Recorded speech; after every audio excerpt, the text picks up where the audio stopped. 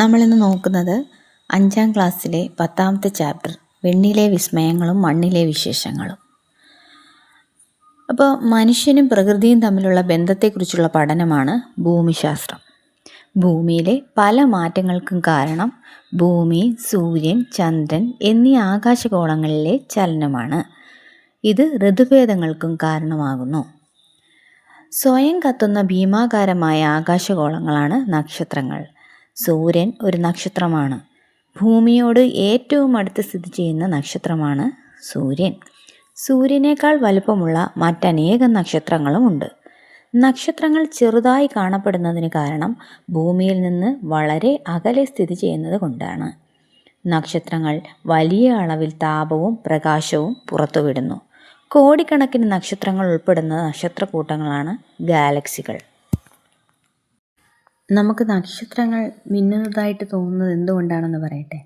നക്ഷത്രങ്ങളിൽ നിന്ന് നേർരേഖയിൽ വരുന്ന പ്രകാശം അന്തരീക്ഷത്തിലൂടെ കടന്നു വരുമ്പോൾ നിരന്തരമായിട്ട് ദിശാവ്യതിയാനത്തിന് വിധേയമാകുന്നു. അതുകൊണ്ടാണ് ഭൂമിയിൽ നിന്ന് നോക്കുമ്പോൾ നക്ഷത്രങ്ങൾ മിന്നുന്നതായി നമുക്ക് തോന്നുന്നത്.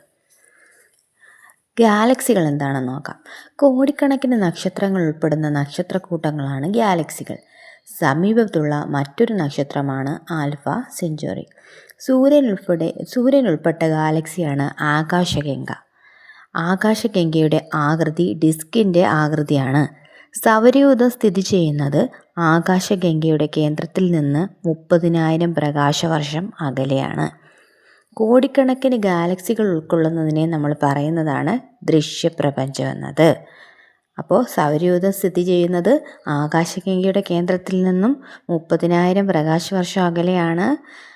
സൂര്യൻ ഉൾപ്പെട്ട ഗാലക്സിയാണ് ആകാശഗംഗ. കോടിക്കണക്കിന് ഗാലക്സികൾ ഉൾക്കൊള്ളുന്നതാണ് ദൃശ്യപ്രപഞ്ചം. സ്വയം കറങ്ങുകയും സൂര്യനെ വലം വയ്ക്കുകയും ചെയ്യുന്ന ആകാശഗോളങ്ങളെ ഗ്രഹങ്ങൾ എന്ന് പറയുന്നു. ഗ്രഹങ്ങൾക്ക് ചൂടോ പ്രകാശമോ സ്വയം പുറപ്പെടുവിക്കാൻ കഴിയില്ല. ഗ്രഹങ്ങൾക്ക് ചൂടും പ്രകാശവും ലഭിക്കുന്നത് സൂര്യനിൽ നിന്നുമാണ്. അടുത്ത് നമുക്ക് ഓരോ ഗ്രഹങ്ങളും അവയുടെ സവിശേഷതകളും പറയാം. ബുധൻ സൂര്യനോട് ഏറ്റവും അടുത്ത് സ്ഥിതി ചെയ്യുന്ന ഗ്രഹമാണ് ബുധൻ. അടുത്ത് ശുക്രൻ, പ്രഭാത നക്ഷത്രം, പ്രദോഷ നക്ഷത്രം എന്നിങ്ങനെ അറിയപ്പെടുന്ന ഗ്രഹമാണ് ശുക്രൻ. അടുത്ത് നമ്മുടെ ഭൂമിയാണ്. ഭൂമി ജീവൻ നിലനിൽക്കുന്ന ഒരേയൊരു ഗ്രഹമാണ് ഭൂമി. ചൊവ്വയെ ചുമന്ന ഗ്രഹം എന്നാണ് അറിയപ്പെടുന്നത്. വ്യാഴമാണ് ഏറ്റവും വലിയ ഗ്രഹം. ശനി വലുപ്പത്തിൽ 2ാം സ്ഥാനത്തുള്ള ഗ്രഹമാണ്. യുറാനസ് ഏറ്റവും തണുപ്പുള്ള ഗ്രഹം. നെപ്റ്റ്യൂൺ ആണെങ്കിലോ സൂര്യനിൽ നിന്ന് ഏറ്റവും അകലെ സ്ഥിതി ചെയ്യുന്ന ഗ്രഹം. അടുത്തത് സൗരയൂഥം എന്താണെന്ന് നോക്കാം. സൂര്യനെ ചുറ്റുന്ന 8 ഗ്രഹങ്ങൾ, അവയുടെ ഉപഗ്രഹങ്ങൾ, കുള്ളൻ ഗ്രഹങ്ങൾ, ക്ഷുദ്രഗ്രഹങ്ങൾ, ഉൽക്കകൾ, വാൽനക്ഷത്രങ്ങൾ എന്നിവ ചേർന്നതാണ് സൗരയൂഥം എന്ന് പറയുന്നത്. സൗരയൂഥത്തിൻ്റെ കേന്ദ്രമാണ് സൂര്യൻ. സൗരയൂഥത്തിൻ്റെ കേന്ദ്രം സൂര്യനാണെന്ന് പറഞ്ഞ പോളണ്ടുകാരനായ വാനശാസ്ത്രജ്ഞനാണ് നിക്കോളാസ് കോപ്പർനിക്കസ്. അപ്പോൾ നിക്കോളാസ് കോപ്പർനിക്കസ് എന്ന് പറഞ്ഞാൽ പോളണ്ടുകാരനായ വാനശാസ്ത്രജ്ഞനാണ്. അപ്പോൾ ആ രാജ്യം നോക്കി വെച്ചേരെ, പോളണ്ടാണേ. സൗരയൂഥത്തിൻ്റെ കേന്ദ്രം സൂര്യനാണെന്ന് പറഞ്ഞ പോളണ്ടുകാരനായ വാനശാസ്ത്രജ്ഞൻ നിക്കോളാസ് കോപ്പർനിക്കസ്. സൂര്യനെ ചുറ്റിയുള്ള ആകാശഗോളങ്ങളുടെ സഞ്ചാരപാതയെ ഭ്രമണപഥം എന്ന് പറയുന്നു. ഗ്രഹങ്ങൾ സൂര്യനെ വലം വയ്ക്കുന്നത് ദീർഘവൃത്താകൃതിയിലുള്ള ഭ്രമണപഥത്തിലൂടെയാണ്. ഗ്രഹങ്ങളെ അവയുടെ നിശ്ചിത ഭ്രമണപഥത്തിൽ കൂടി സഞ്ചരിക്കുവാൻ സഹായിക്കുന്നത് ഗ്രഹങ്ങളും സൂര്യനും തമ്മിലുള്ള ആകർഷണ ബലമാണ്. സൂര്യനെ വലം വയ്ക്കുന്നതോടൊപ്പം ഗ്രഹങ്ങളെല്ലാം അവയുടെ സാങ്കല്പിക അച്ചുതണ്ടിൽ സ്വയം കറങ്ങുന്നു. സൗരയൂഥം ഉൾപ്പെടുന്ന ഗാലക്സിയാണ് ക്ഷീരപഥം അഥവാ മിൽക്കി വേ, അതായത് ആകാശഗംഗ. ഇതിൽ കോടാനുകോടി നക്ഷത്രങ്ങളുണ്ട്. കോടിക്കണക്കിന് ഗാലക്സികൾ ഉൾപ്പെടുന്നതിനെ പ്രപഞ്ചം എന്നാണ് പറയുന്നത്. കോടിക്കണക്കിന് ഗാലക്സികൾ ഉൾപ്പെടുന്നതിനെ പ്രപഞ്ചം എന്നാണ് അറിയപ്പെടുന്നത്. അടുത്തത് സൗരയൂഥത്തിലെ ഗ്രഹങ്ങളും അവയുടെ സവിശേഷതകളും നമുക്ക് നോക്കാം. ഗ്രഹങ്ങൾ മാത്രമല്ല, സൗരയൂഥത്തിലെ അംഗങ്ങളും സവിശേഷതകളുമാണ് നമ്മൾ നോക്കാൻ പോകുന്നത്. സൗരയൂഥത്തിൻ്റെ കേന്ദ്രമായിട്ടുള്ള സൂര്യനെ കുറിച്ചാണ് നമ്മൾ ആദ്യമായിട്ട് നോക്കാൻ പോകുന്നത്. സൗരയൂഥത്തിൻ്റെ കേന്ദ്രമാണ് സൂര്യൻ. ജ്വലിക്കുന്ന വാതകഗോളമാണ് സൂര്യൻ. വൻതോതിൽ താപവും ഊർജവും പുറത്തേക്ക് വിടുന്നു. സൂര്യൻ്റെ സ്ഥാനം ഭൂമിയിൽ നിന്ന് ഏകദേശം 15 കോടി കിലോമീറ്റർ അകലെയാണ്. സൂര്യനിൽ നിന്നും പ്രകാശം ഭൂമിയിലേക്ക് എത്താൻ ആവശ്യമായ സമയം 8 മിനിറ്റാണ്. സൂര്യനിൽ ഏറ്റവും കൂടുതൽ അടങ്ങിയിരിക്കുന്ന മൂലകമാണ് ഹൈഡ്രജൻ. സൗരക്കാറ്റുകൾ ഉണ്ടാകുന്നത് 11 വർഷത്തിലൊരിക്കലാണ്. അപ്പം ഇത്രയാണ് സൂര്യൻ്റെ സവിശേഷതകൾ. അടുത്തതായിട്ട് ബുധൻ. ബുധൻ എന്ന് പറഞ്ഞാൽ ഏറ്റവും ചെറിയ ഗ്രഹമാണ്. സൂര്യനോട് ഏറ്റവും അടുത്ത് സ്ഥിതി ചെയ്യുന്ന ഗ്രഹമാണ് ബുധൻ. ഉപഗ്രഹങ്ങളില്ലാത്ത ഗ്രഹവും ബുധനാണ്. ഏറ്റവും വേഗത്തിൽ സൂര്യന് ചുറ്റും കറങ്ങുന്ന ഗ്രഹമാണ് ബുധൻ. ബുധൻ്റെ പരിക്രമണകാലം 88 ദിവസമാണ്. ഏറ്റവും ദൈർഘ്യം കുറഞ്ഞ വർഷമുള്ള ഗ്രഹം ബുധനാണ്. അടുത്തതായിട്ട് നമ്മൾ ശുക്രനെയാണ് നോക്കാൻ പോകുന്നത്. ഏറ്റവും തിളക്കമുള്ള ഗ്രഹം എന്നറിയപ്പെടുന്നത് ശുക്രൻ. ഏറ്റവും ചൂടുള്ള ഗ്രഹവും ശുക്രനാണ്. ശുക്രനെ ആകാശത്ത് കാണാൻ കഴിയുന്നത് സൂര്യോദയത്തിന് തൊട്ടു മുൻപും സൂര്യാസ്തമയം കഴിഞ്ഞ ഉടനെയുമാണ്. അതുകൊണ്ടല്ലേ നമ്മൾ പ്രഭാത നക്ഷത്രം, പ്രദോഷ നക്ഷത്രം എന്നൊക്കെ അറിയപ്പെടുന്നത് എന്താണ്? ശുക്രനാണ്. അടുത്തതായിട്ട് ശുക്രൻ്റെ ഭ്രമണദിശ എന്ന് പറഞ്ഞാൽ കിഴക്കു നിന്ന് പടിഞ്ഞാറോട്ടാണ്. ശുക്രൻ്റെ ഭ്രമണദിശ കിഴക്ക് നിന്ന് പടിഞ്ഞാറോട്ടാണ്. സൂര്യോദയം പടിഞ്ഞാറ് ദിശയിലുള്ള സൗരയൂഥത്തിലെ ഏക ഗ്രഹമാണ് ശുക്രൻ. അതായത് സൂര്യോദയം പടിഞ്ഞാറ് ദിശയിലുള്ള സൗരയൂഥത്തിലെ ഏക ഗ്രഹമാണ് ശുക്രൻ. ശുക്രൻ ഒരു രാവും പകലും പൂർത്തിയാക്കാൻ ആവശ്യമായ സമയം 243 ദിവസങ്ങളാണ്. ശുക്രന് ഒരു രാവും പകലും പൂർത്തിയാക്കാൻ ആവശ്യമായ സമയം 243 ദിവസങ്ങളാണ്. പരിക്രമണത്തെക്കാൾ സ്വയം ഭ്രമണത്തിന് സമയമെടുക്കുന്ന സൗരയൂഥത്തിലെ ഏക ഗ്രഹമാണ് ശുക്രൻ.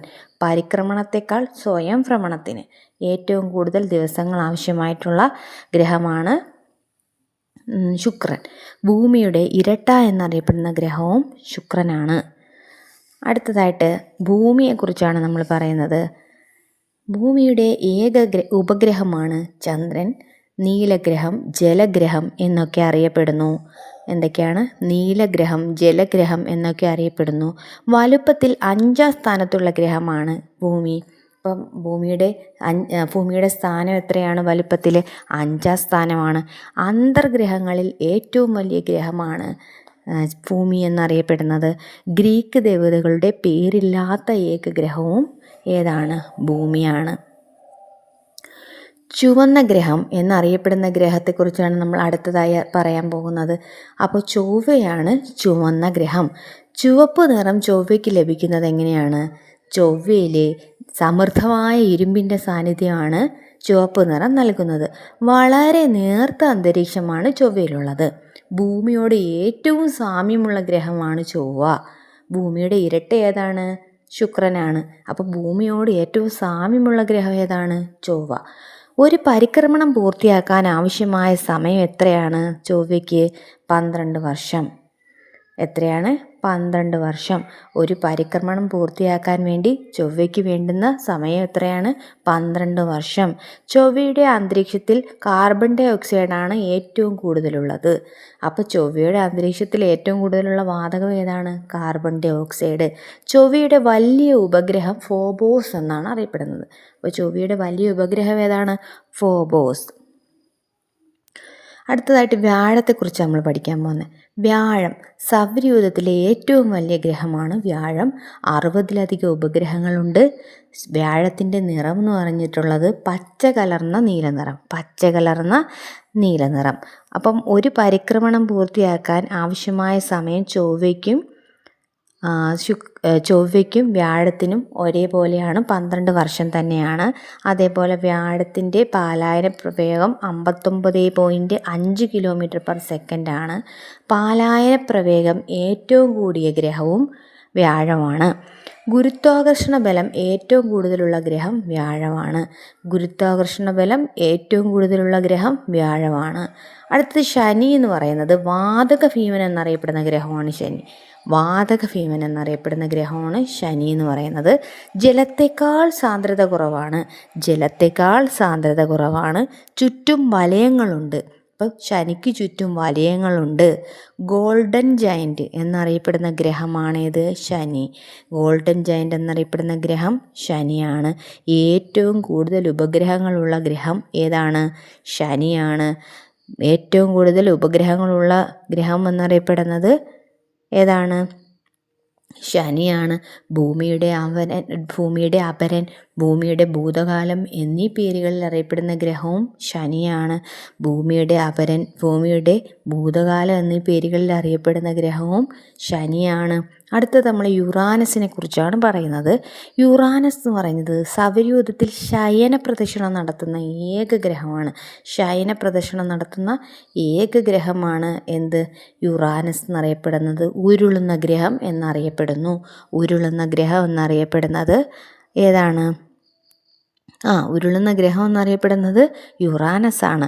യുറാനസിൻ്റെ അച്ചുതണ്ടിൻ്റെ ചരിവ് എത്രയാണെന്നറിയാമോ? 98 ഡിഗ്രി. യുറാനസിൻ്റെ അച്ചുതണ്ടിലെ ചരിവ് 98 ഡിഗ്രിയാണ്. ഭൂമിയുടെ ചരിവോ 23.5 ഡിഗ്രി. 23.5 ഡിഗ്രിയാണ് ഭൂമിയുടെ ചരിവ്. യുറാനസിൻ്റെ അച്ചുതണ്ടിൻ്റെ ചരിവ് 98 ഡിഗ്രിയാണ്. ഭൂമിയുടെ 4 ഇരട്ടി വലുപ്പമുള്ള ഈ ഗ്രഹം എപ്പോഴും വാതകാവസ്ഥയിലാണ്. ഭൂമിയുടെ 4 ഇരട്ടി വലിപ്പമുള്ള ഈ ഗ്രഹം എപ്പോഴും വാതകാവസ്ഥയിലാണ്. 30-ലധികം ഉപഗ്രഹങ്ങളുണ്ട്. യുറാനസിൻ്റെ ഏറ്റവും വലിയ ഉപഗ്രഹം ടൈറ്റാനിയ. ഏതാണ്? ടൈറ്റാനിയ. അടുത്തതായിട്ട് നമുക്ക് നെപ്റ്റ്യൂൺ നോക്കാം. 25-ലധികം ഉപഗ്രഹങ്ങൾ നെപ്റ്റ്യൂണിനുണ്ട്. സൗരയൂഥത്തിലെ ഏറ്റവും ശക്തമായ കൊടുങ്കാറ്റുകൾ നെപ്റ്റ്യൂണിലാണ്. സ്വാതന്ത്ര്യം, സമത്വം, സാഹോദര്യം എന്നീ പേരുകളിൽ 3 വലയങ്ങൾ കാണപ്പെടുന്ന ഗ്രഹമാണ് നെപ്റ്റ്യൂൺ. ഏറ്റവും സാവധാനം സൂര്യനെ പരിക്രമണം ചെയ്യുന്ന ഗ്രഹവും നെപ്റ്റ്യൂണാണ്. അപ്പോൾ ഏറ്റവും സാവധാനം സൂര്യനെ പരിക്രമണം ചെയ്യുന്ന ഗ്രഹവും നെപ്റ്റ്യൂണാണ്. അടുത്തതായി നമ്മൾ വാൽനക്ഷത്രങ്ങളെക്കുറിച്ചാണ് പറയുന്നത്. സൗരയൂഥത്തിൽ അപൂർവമായി എത്തുന്ന വിരുന്നുകാരാണ് വാൽനക്ഷത്രങ്ങൾ. വാൽനക്ഷത്രങ്ങളുടെ മറ്റൊരു പേരാണ് ധൂമകേതുക്കൾ എന്നത്.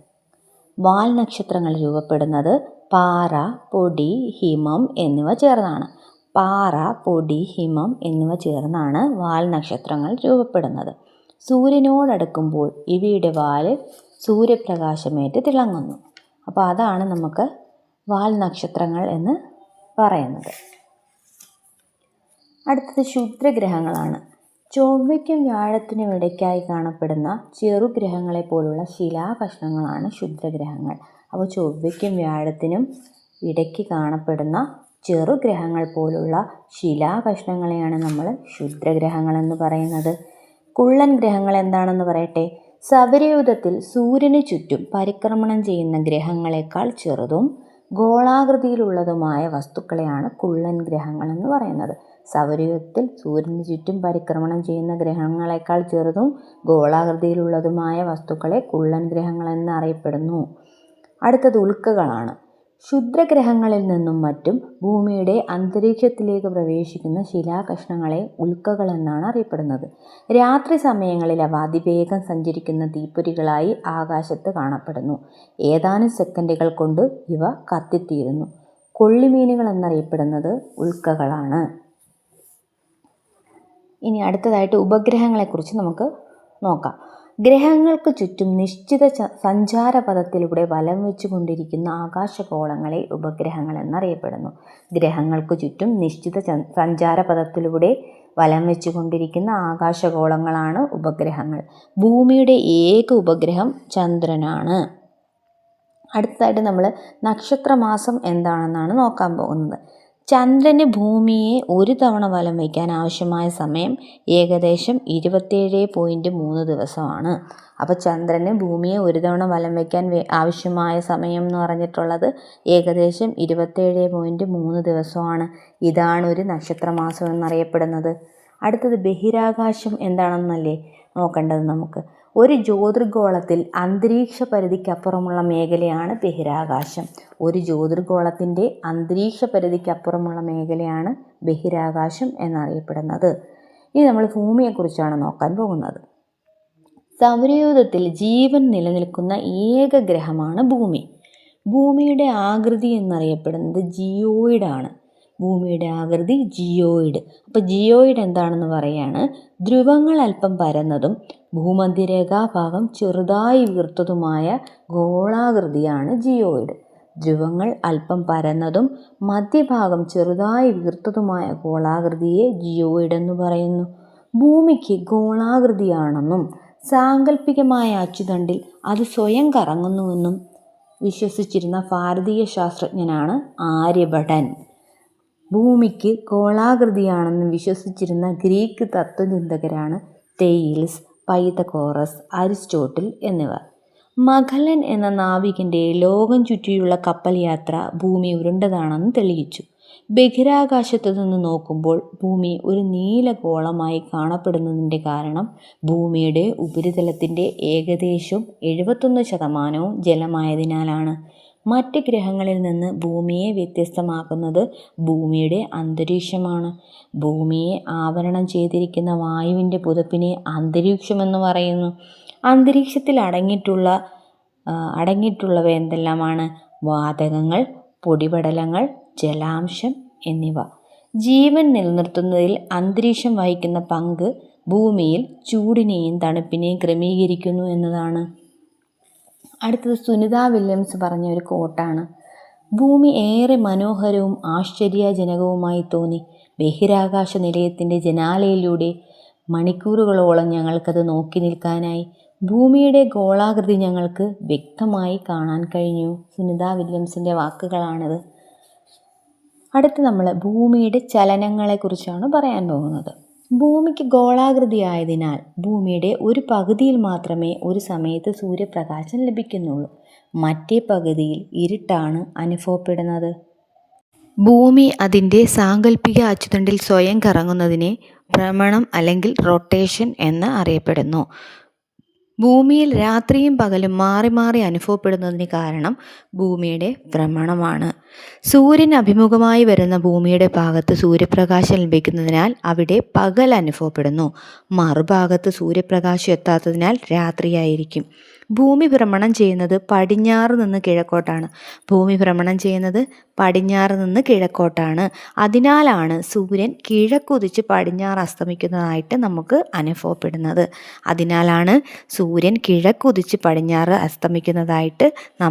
അനുഭവപ്പെടുന്നത്.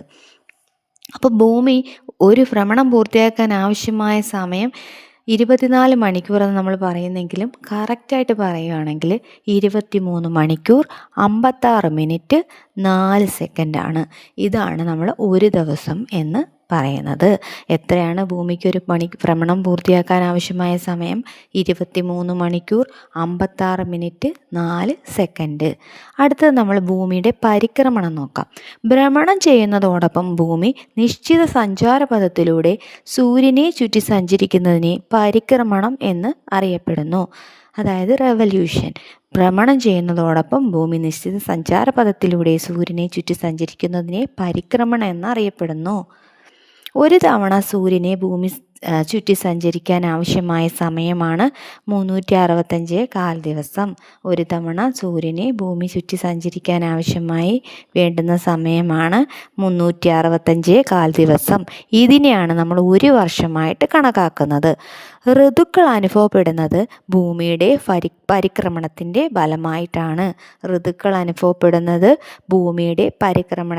ഫലമായിട്ടാണ്. ഭൂമിയുടെ പരിക്രമണവും ഭൂമിയിൽ ലഭിക്കുന്ന സൗരോർജത്തിൻ്റെ ഏറ്റക്കുറച്ചിലുകളുമാണ് ഋതുഭേദങ്ങൾക്ക് കാരണമാകുന്നത്. ഋതുഭേദങ്ങൾക്കനുസരിച്ച് അന്തരീക്ഷസ്ഥിതിയിലും പ്രകൃതിയിലും മാറ്റങ്ങൾ ഉണ്ടാകുന്നുണ്ട്. അടുത്തതായിട്ട് നമ്മൾ ദിനാന്തരീക്ഷ സ്ഥിതിയും കാലാവസ്ഥ എന്താണെന്ന് പറഞ്ഞിട്ട് പോകാം. ഒരു പ്രദേശത്ത് നിശ്ചിത സമയത്ത് അനുഭവപ്പെടുന്ന അന്തരീക്ഷാവസ്ഥയെ നമ്മൾ ദിനാന്തരീക്ഷ സ്ഥിതി എന്നറിയപ്പെടുന്നു. ദിനാന്തരീക്ഷ സ്ഥിതിയെ സ്വാധീനിക്കുന്ന ഘടകങ്ങളാണ് നിശ്ചിത സമയത്തെ അന്തരീക്ഷത്തിലെ ഈർപ്പം, ചൂട്, മഴ, കാറ്റ്, മേഘം എന്നിവ. അതായത് ഒരു പ്രദേശത്ത് നിശ്ചിത സമയത്ത് അനുഭവപ്പെടുന്ന അന്തരീക്ഷാവസ്ഥയാണ് ദിനാന്തരീക്ഷ സ്ഥിതി.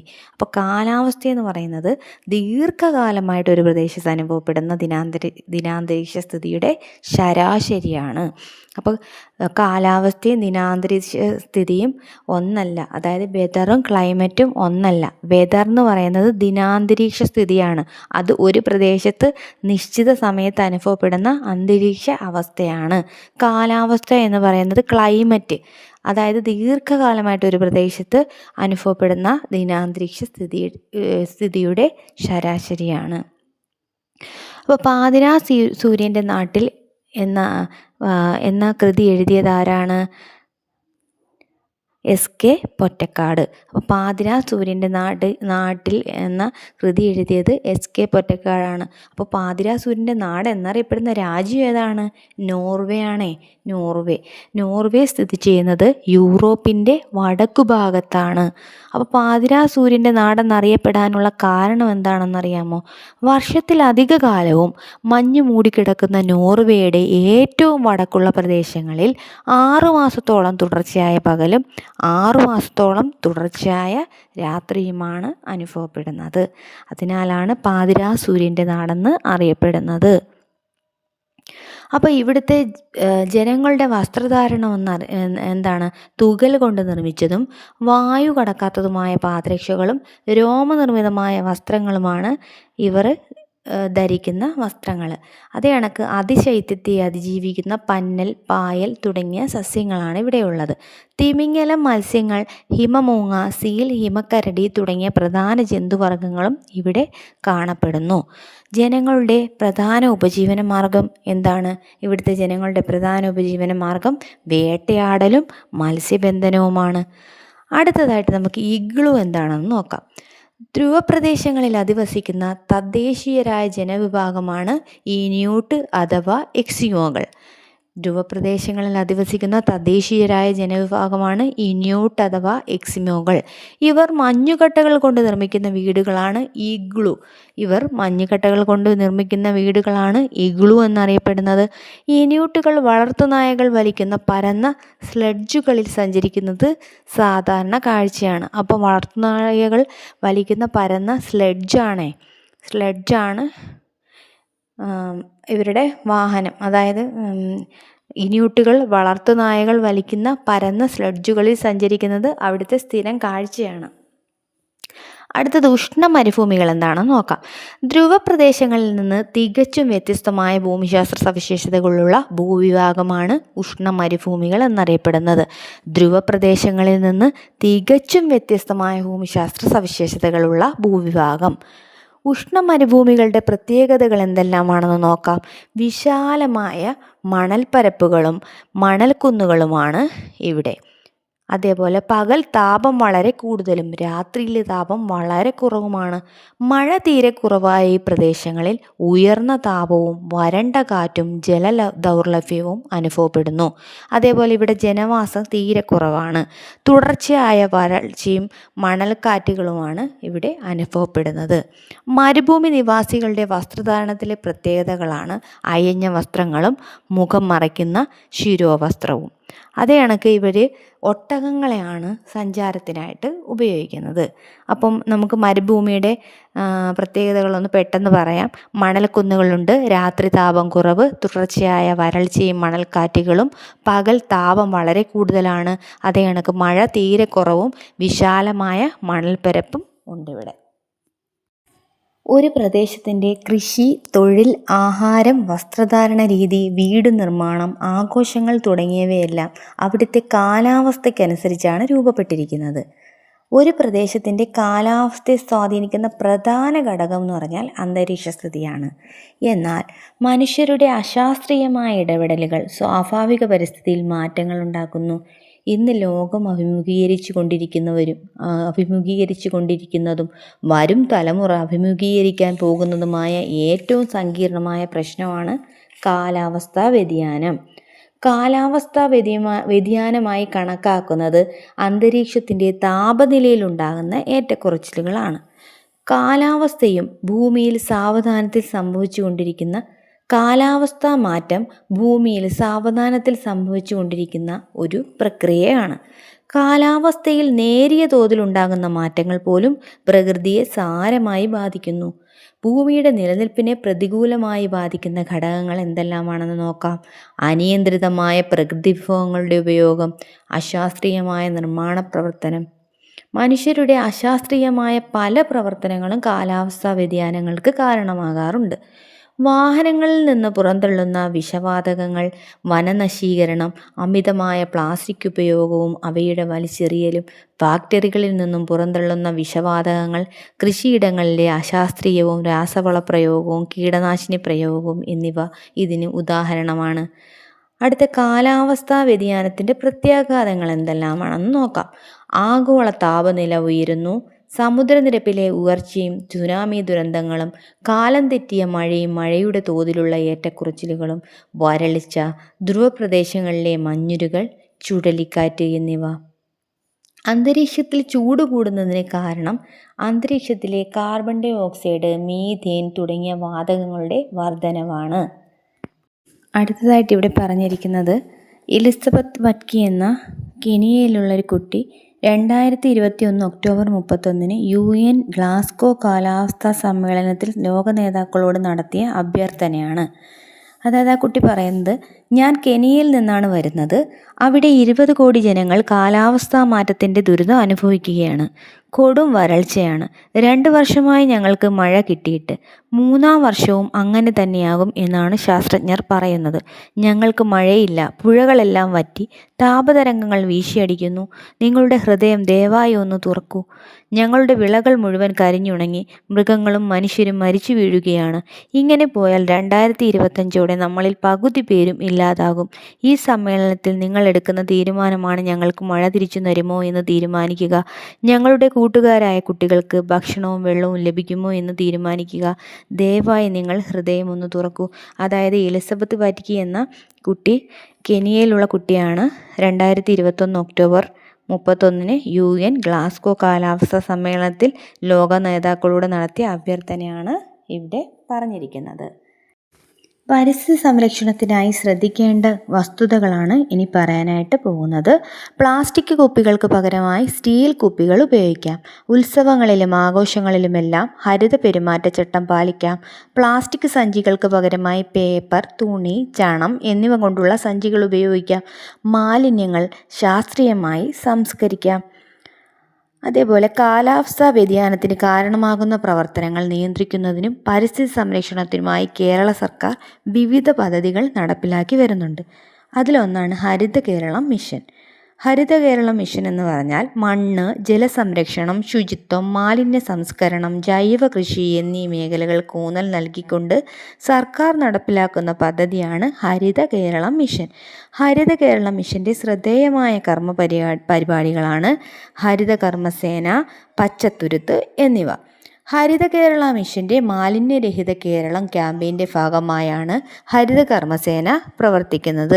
അപ്പോൾ മാലിന്യരഹിത കേരളം എന്ന ക്യാമ്പയിൻ്റെ ഭാഗമായിട്ടാണ് ഹരിത കർമ്മസേന പ്രവർത്തിക്കുന്നത്. ഹരിത കർമ്മസേനയുടെ ലക്ഷ്യം വൃത്തിയുള്ള കേരളം സൃഷ്ടിക്കുക എന്നതാണ്. വീടുകളിൽ നിന്നും സ്ഥാപനങ്ങളിൽ നിന്നും ഹരിത കർമ്മസേനാംഗങ്ങൾ അജൈവ മാലിന്യങ്ങൾ ശേഖരിക്കുന്നു. തദ്ദേശ സ്ഥാപനങ്ങളുടെ നേതൃത്വത്തിൽ നടപ്പിലാക്കി വരുന്ന മാലിന്യ സംസ്കരണ പ്രവർത്തനങ്ങൾ ഓൺലൈൻ പ്ലാറ്റ്ഫോമിലൂടെ നിരീക്ഷിക്കുന്നതിനായുള്ള മൊബൈൽ ആപ്ലിക്കേഷനാണ് ഹരിതമിത്രം സ്മാർട്ട് മാനേജ്മെൻറ്റ് സിസ്റ്റം. ഏതാണ് ആ mobile application? Harithamithram smart management system. അടുത്തത് പച്ചത്തുരുത്താണ്.